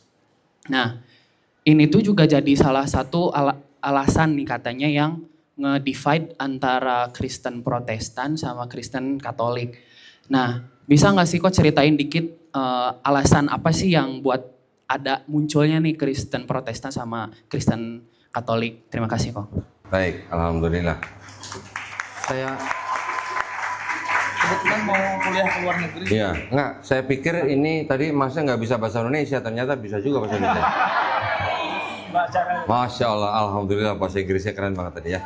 Baik, nah gini, kenapa bisa ada Kristen Protestan, Kristen Katolik? Itu sebenarnya kalau mau mundur lagi, bukan Protestan Katolik dulu, tapi Katolik dan Ortodoks dulu. Ya, sebelum Protestan nih. Jadi, kira-kira di abad keempat kelima, Kristen pada saat itu tuh disebut dengan Kristen Pentarki. Kristen Pentarki itu punya 5 kota wilayah, yaitu apa? Roma, Yerusalem, Alexandria, Konstantinopel, dan Antiok. 5 kota ini yang menjadi dasar atau pusat kekristenan Pentarki pada saat itu. Terus baru pada tahun 1054, berarti abad berapa tuh? Abad 11 ya. Abad 11. Baru pecah yang namanya Katolik dan Ortodoks. Kristen Pentarki ini tadi nih pecah menjadi Kristen Katolik dan Kristen Ortodoks. Pecahnya gara-gara satu manajemen gereja. Siapa yang disebut pemimpin gereja. Yang kedua, pecah gara-gara akidahnya beda tipis. Yang Ortodoks bilang Roh Kudus berasal dari Bapa. Yang Katolik bilang Roh Kudus berasal dari Bapa dan Anak gitu. Cuman beda begitu, pecah menjadi Katolik dan Ortodoks tahun 1054. Baru tahun 1516 salah satu pemuka agamanya Katolik namanya Martin Luther. Martin Luther protes kepada gerejanya sendiri. Ya, protesnya apa? Protes ritualnya. Jadi ya, salah satu dari 95 item yang diprotes, salah satunya adalah tentang pengampunan dosa. Jadi kalau di Katolik itu punya semacam tradisi di dalam gereja Katolik itu di ujung itu nanti biasanya ada bilik kecil gitu, ya. Jemaat bisa masuk bilik itu, di dalamnya juga sudah ada romo, ada pembaptasnya. Jemaat itu bisa ngaku dosa apa saja dengan pastornya. Nanti pastor doain, disebutnya apa? Sudah diampuni dosanya. Ya, sampai sekarang juga mungkin masih ada. Tapi pada zaman itu, ketika orang ngaku dosa, diampuni dosanya, dikasih sertifikat pengampunan dosa. Kalau ada sertifikat, butuh duit nggak? Butuh duit. Belum lagi sertifikatnya nanti mungkin bisa digadein atau bisa dijual gitu. Ya, sama seperti sertifikat rumah gitu. Itu yang salah satunya diprotes oleh Martin Luther. Sehingga Martin Luther akhirnya mendirikan gereja Kristen Protestan gitu. Ya. Awalnya dari protes. Protestan artinya orang-orang yang protes gitu. Ya, tapi bukan donditan. Ya, itu sampai situ paham. Nah, ketika Martin Luther mendirikan Kristen Protestan, dia juga menerjemahkan Bible juga gitu. Kristen Protestan akhirnya dia menggunakan Bible, jumlah suratnya 66 surat. Saya pakai istilah surat nih biar kalian paham nih, ya. Katolik sebelumnya memiliki 73 surat. Ortodoks punya 78 surat. Nanti selain itu ada Ethiopia punya 81 surat. Beda-beda gitu. Jumlah suratnya beda-beda. Kalau Quran di Indonesia berapa surat? 114. Kalau di Maroko berapa surat? Oh, sama ya? Sama ya? Kalau di Cina berapa? Sama. Di Amerika? Jumlah ayatnya sama nggak? Jumlah ayatnya. Sistem pemberian nomor ayatnya sama nggak? Ada yang beda nggak? Yakin? Yakin? Yang di Indonesia berapa jumlah ayatnya?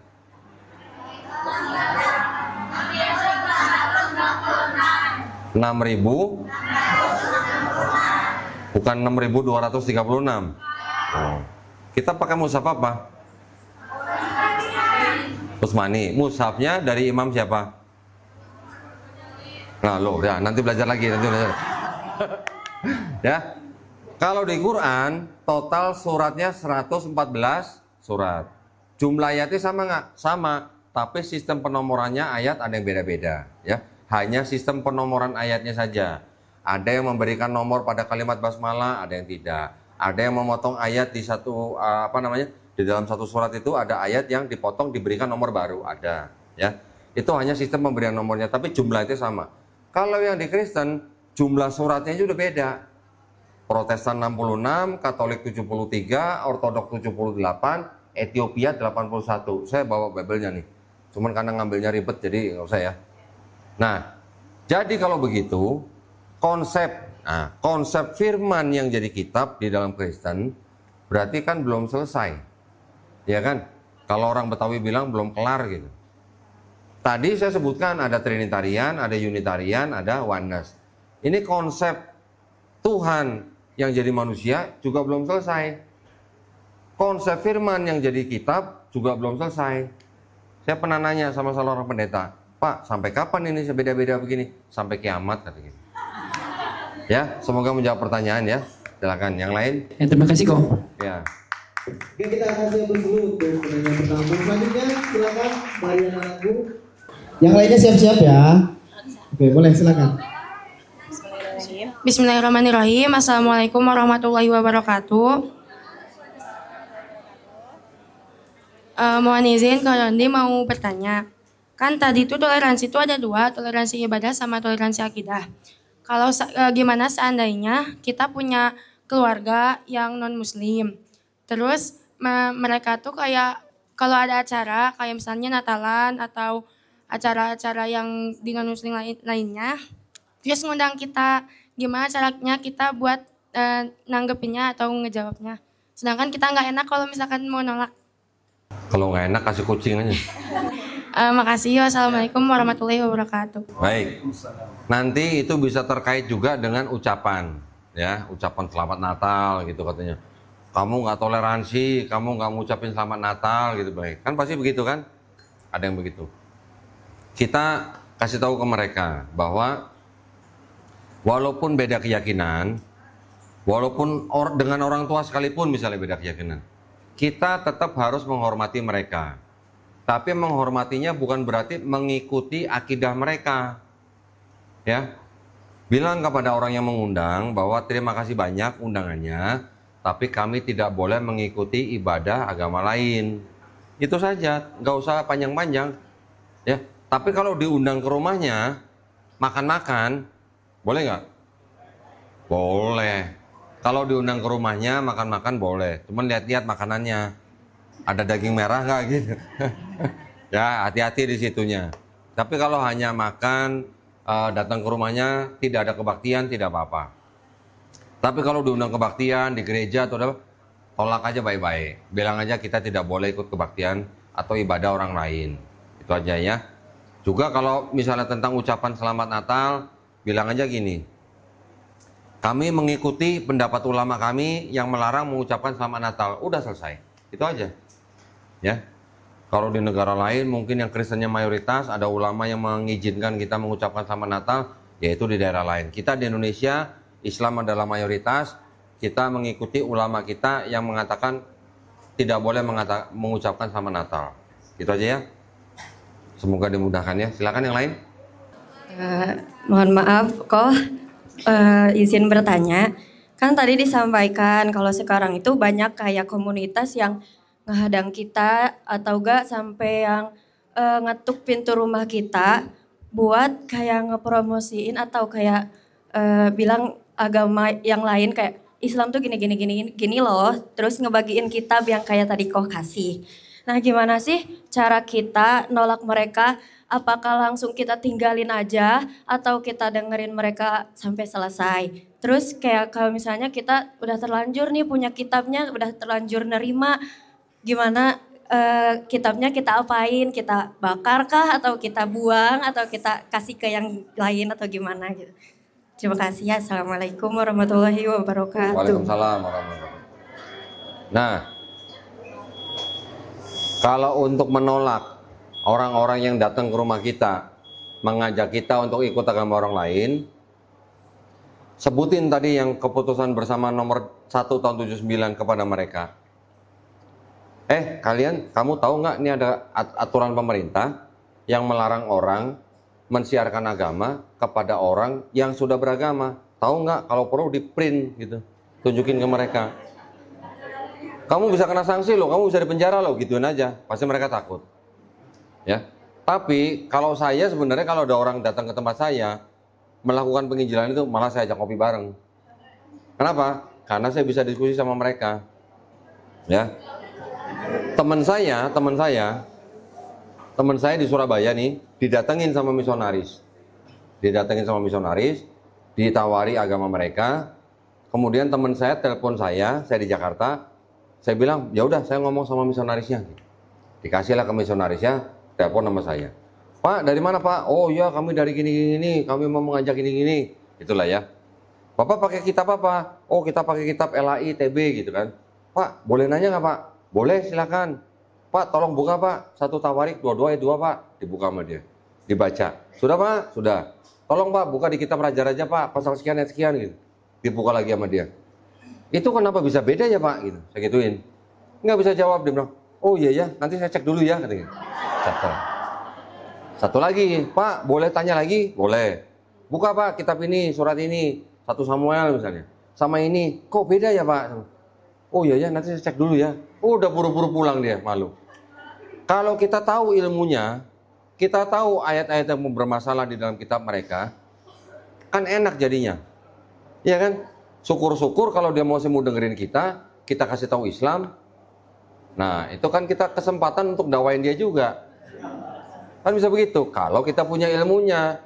Tapi kalau kita nggak punya ilmunya gimana? Iya aja kan kalau dia bacain apa sesuatu gitu. Ya, makanya itulah pentingnya ilmu kristologi ini di dalam membentengi iman dan akidah kita.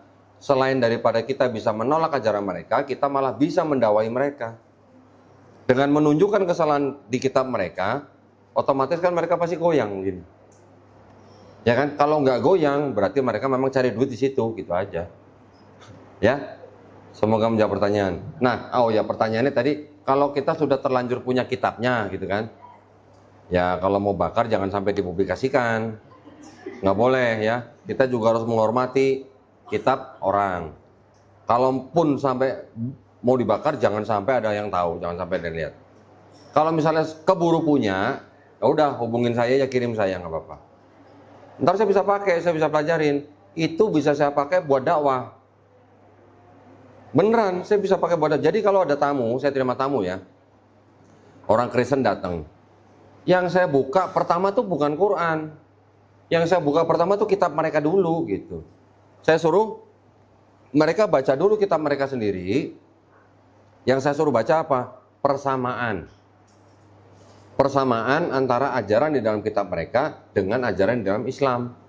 Masih ada yang sama, masih banyak. Saya bisa sebutkan ayat-ayatnya, ya. Ulangan 6 ayat 4 sama dengan Quran surat Al-Ikhlas ayat 1. Bilangan 23 ayat 19 sama dengan Quran surat Al-Ikhlas ayat ketiga. Keluaran 9:14 sama dengan Quran surat Al-Ikhlas ayat keempat. Saya bisa bacain ke mereka, baca, baru saya tunjukin, tuh sama dengan Quran tuh. Nanti saya suruh mereka buka lagi. Buka 1 Raja-Raja 8:27, isinya tuh sama dengan di Islam yang kita mengenal ada 7 langit. Di situ dibilang langit yang mengatasi segala langit, tidak dapat memuat Tuhan. Nah, sama di Islam kita sebut Allah, Allahu Akbar. Saya bilang begitu. Ketika ada persamaan, pasti ada empati. Ya dong, ada empati. Nanti saya buka lagi, tuh di kitab kamu ada kata-kata Elohim misalnya. Atau ada kata-kata, ini yang terjemahan yang Yahudi ya, ada kata-kata Yod He Vav He, 4 huruf. Itu dalam bahasa Ibrani. Orang Yahudi nggak boleh sebut Yahweh, nggak boleh sebut Yehova. Mereka ketika menerjemahkan ke dalam kitab mereka dalam bahasa Arab, kata Yod He Vav He diterjemahkan menjadi kata apa? Allah. Sama dengan yang ada di dalam Quran.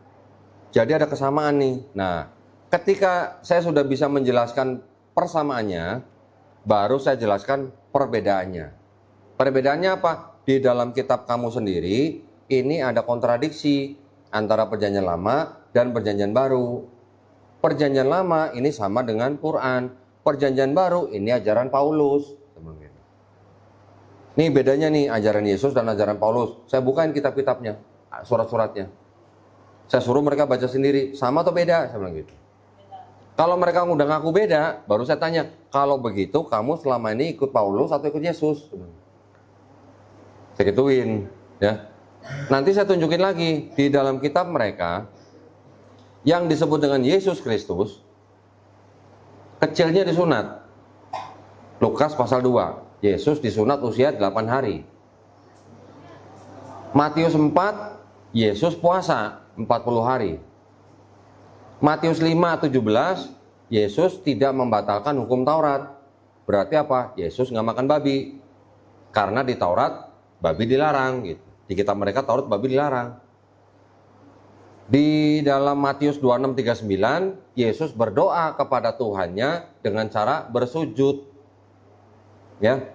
Di Matius 27:59 diceritakan Yesus ketika sudah disalib, jenazahnya dikafani.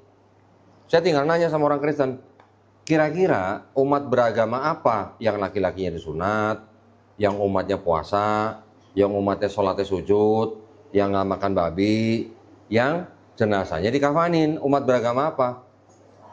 Dia pasti jawab Islam. Berarti yang ikut Yesus siapa?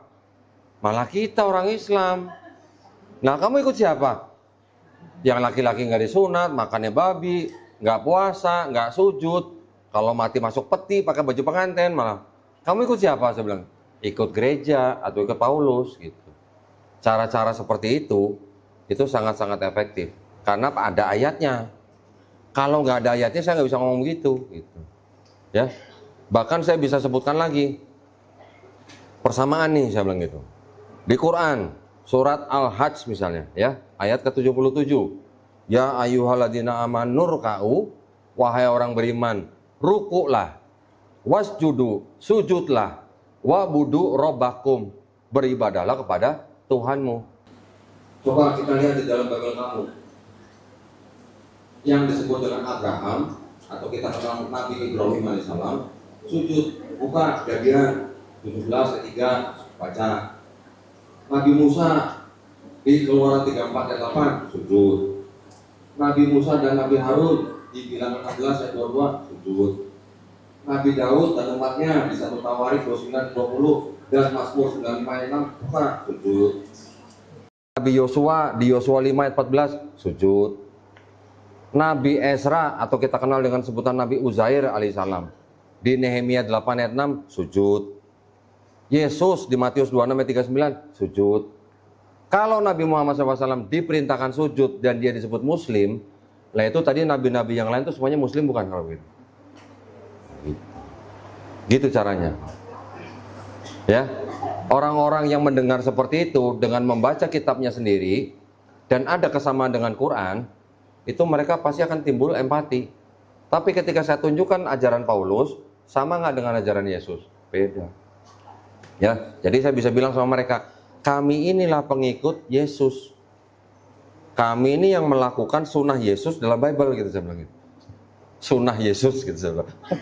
Tapi yang kita lakukan sekarang adalah sunnah yang sudah disempurnakan ya di dalam syariat Quran dan sunnah. Kira-kira gitu ya, pokoknya jawab pertanyaannya. Silakan ada yang lain. Perkenalkan, nama saya Muhammad Gozi Gifari. Izin bertanya kok, kan tadi disebut seorang C6 itu mereka kan ngajak ke Kristen itu sampai jadi masuk Islam, terus juga ganti identitas, terus bisa sampai ada yang jadi tokoh Islam juga mungkin. Nah, dia tuh dapat benefit apa sih sampai bela-belain segitunya dari agamanya atau mungkin dari atasannya? Terima kasih kok. Ada dua macam. Yang pertama benefitnya ya pasti benefit materi lah, pasti kehidupannya udah terjamin gitu ya. Yang kedua, ada kelompok juga dari mereka yang mengatakan bahwa itu adalah panggilan hati. Ya, nggak dibayar pun nggak apa-apa gitu. Ada yang sampai begitu. Bahkan mereka melakukan kegiatan itu seperti kayak apa ya, kayak sopir angkot istilahnya, melakukan jam kerja gitu, yang harus dilakukan tiap hari, itu ada yang begitu. Ya, kalau yang misionaris itu udah pasti ya, dia sembari bekerja dia melakukan misi karena ideologi. Nah, ini saya kasih tahu nih kalian nih, kenapa orang Kristen kok begitu semangatnya mengajak orang lain untuk masuk agama mereka, ya? Karena ada ayatnya di dalam Matius pasal 29 pasal 28 ayat 19 dikatakan apa? Karena itu pergilah, jadikanlah semua bangsa muridku, dianggapnya murid Yesus. Baptislah mereka dalam nama Bapa dan Putra dan Roh Kudus, itu ayatnya. Ayat itu dianggap sebagai apa? Atau disebut sebagai apa? Amanat agung gitu. Ya, karena ayat itu mereka melakukan penginjilan, mengajak orang di luar agama mereka untuk masuk agama Kristen. Saya bisa membuktikan bahwa ayat itu tidak sahih gitu istilahnya. Ya, kalau saya bilang tidak asli gitu nanti kan kedengarannya gimana. Tapi kalau saya bilang tidak sahih, teman-teman pasti tahu. Ya, artinya apa? Tidak otentik. Saya bisa bacakan komentar-komentar dari orang-orang Kristen sendiri yang mengatakan bahwa ayat itu adalah sisipan gereja Romawi di abad kedua. Nah, jadi kalau begitu, agama itu memang sudah ada, selain daripada pemikiran agama, juga ada apa? Politik. Ya. Tadi yang sebelumnya tadi yang pertama nanya tentang apa, sebut-sebut Elia Miron ya. Elia Miron ya. Saya kasih tahu gini, banyak orang-orang datang ke tempat saya itu sudah nonton video-videonya Elia Miron. Ya. Jadi ya boleh dikatakan saya juga berterima kasih gitu kepada Elia Miron dengan konten-konten dia. Orang-orang Kristen yang nonton video dia akhirnya datang ke saya malah bersahadat di tempat saya. Loh beneran, ini nggak, bukan cerita bohong, orangnya masih hidup nih. Ya, sudah ada beberapa orang Kristen gara-gara nonton Elia Miron datang ke saya bersahadat di tempat saya. Bahkan ada seorang ibu-ibu nih ya, ibu-ibu. Suaminya itu penatua gereja. Ada yang tahu penatua? Penatua itu kalau di kita apa ya? Dewan Syuro kali ya. Semacam itulah. Jadi di gereja itu ada jabatan selain pendeta, itu ada dewan yang disebut dengan penatua. Penatua itu tugasnya menjaga iman daripada jemaat gereja itu. Ibu ini suaminya penatua gereja. Ibu ini nonton videonya Elia Miron. Ketika dia nonton videonya Elia Miron, terus dia nonton video reaction saya. Ya, ketika nonton video saya, stres dia. Suaminya penatua gereja, tapi dia nonton video saya, dia membenarkan saya. Akhirnya dia stres. Yang terjadi apa? Matanya kena stroke. Stroke mata, Pak. Saya nggak tahu kayak gimana stroke mata tuh. Mungkin nggak bisa merem atau gimana, saya nggak tahu ya. Akhirnya dirawat selama 3 bulan. Setelah sembuh, baru dia ngaku sama suaminya. Dia stres karena nonton video donditan katanya. Terus suaminya, ya gimana ya, namanya penatua gereja, ya dia marah dong gitu ya. Penatua gereja kok nonton donditan, gimana ceritanya gitu. Istrinya suruh suaminya nonton, suaminya nggak mau. Penatua gereja kok nonton donditan gitu. Akhirnya si istri nyetel video saya, kalau suaminya lagi kerja atau apa, atau lagi naik mobil gitu, istrinya nyetel video saya, suaranya dikencengin biar suami denger gitu. Ini beneran nih, kisah nyata nih. Akhirnya suaminya denger video saya, beberapa kali denger, baru dia mau nonton. Setelah dia nonton, dia setuju dengan apa kata saya. Akhirnya dia membuat surat pengunduran diri ke gereja. Penatua gereja nih ya. Penatua gereja tuh nggak main-main loh. Itu jabatan yang penting dalam gereja. Akhirnya dia ngajuin surat pengunduran diri ke gereja, tapi belum disetujuin ya, sama pendetanya belum disetujuin. Jadi mereka janjian tanggal sekian mau datang, mau bicara gitu. 3 hari sebelum diundang pendeta itu, penatua gereja ini bersama istrinya datang ke tempat saya. Baru sembuh, sunat katanya. Usia udah di atas 50 tahun, baru sunat, baru sembuh, datang ke saya. Jalan masih agak gimana gitu lah. Bicara sama saya, buka-bukaan Bible. Ya, akhirnya setelah kita selesai diskusi, saya ajak, ya udah Pak, Ibu, kalau ibunya sudah langsung pengen syahadat sebenarnya.